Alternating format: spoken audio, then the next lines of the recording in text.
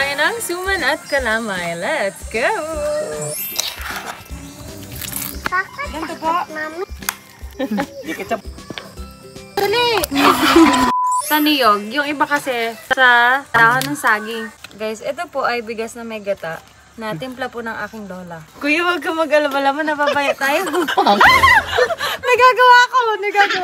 Nakaganyan na, pwede siyang talian na. Kailangan sakto lang daw yung tali. Hindi ganyan. Sakto lang. Ganda naman pala ang gawa niya.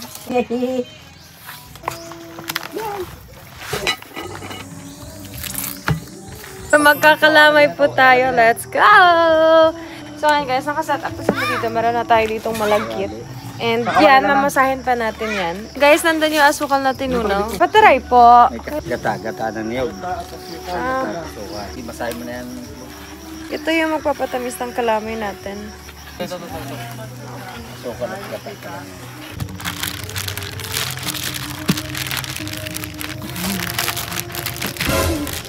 Hiro pa na yung gawin. Para luto. Tagilid eh.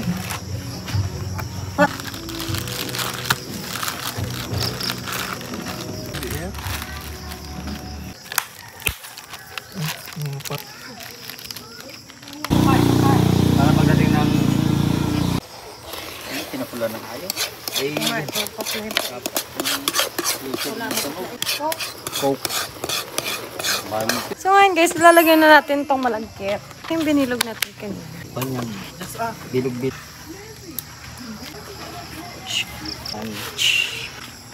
Mga nang sugasapan. Yeah. Oh.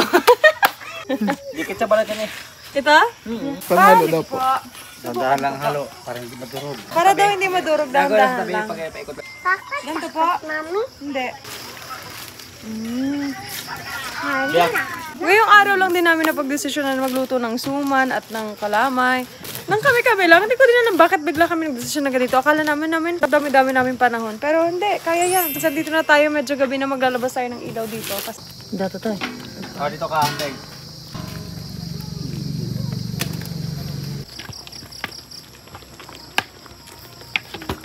Ito po yung unang hango. Alo, siguro na siya.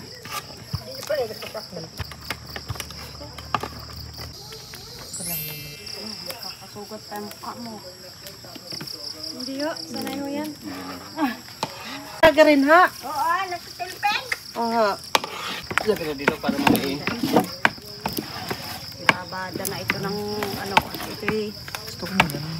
Titigas na hanggang Papasa ko na ito. naputo na sandak. Sadyang magpuan na yun. Ha? Sadyang ano na yun. Patay, bago naputol.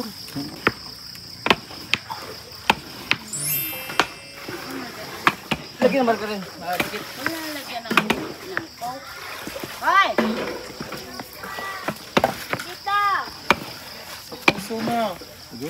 Oh, perfect. Kakamutin mo daw yun para hindi sumabog. So guys, lalagyan natin ng coke.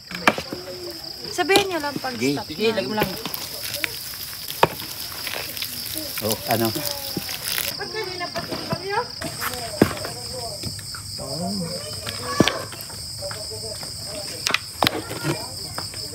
Ano, lagyan na pang padulas kung papangin na.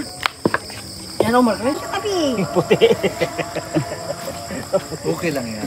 Pero mas maganda sana sa kahit hindi naman nataktak sa hindi naman ba't ilang saan yan? Huwag mong pakasalo sa tabi. Dapat naghalo ka rin ng kalamay na baliktad ulit yan. Kayo, dali! Dalawa. Oo. Ang hirap.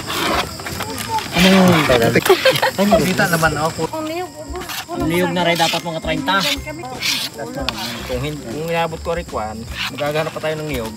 So, hindi siya nagpakatan. Sarap lang. Ay, maganda kalamay mo. May hila? Total! Pag lumamig, pwede na natin siyang cut.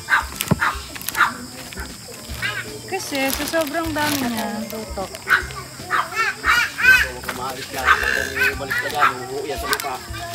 Na yung ano, Be, pag ganyan man ba sa gitna?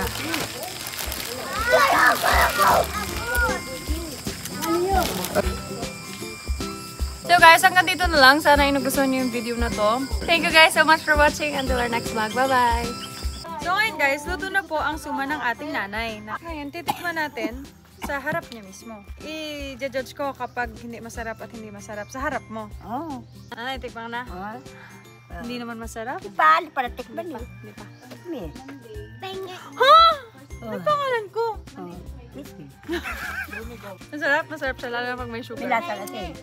Maalat. Charot. Bago sa Guys, alam niyo, ito talaga yung masarap gawin sa probinsya. Ganta. Magsusuman, kalamay. Pero masarap siya kung may sugar. Ito medyo may sugar. Sausaw natin siya sa may kalamay. Kasi sugar din. Rabog. Nanay, masarap. Walang halong biro. Walang halong extras.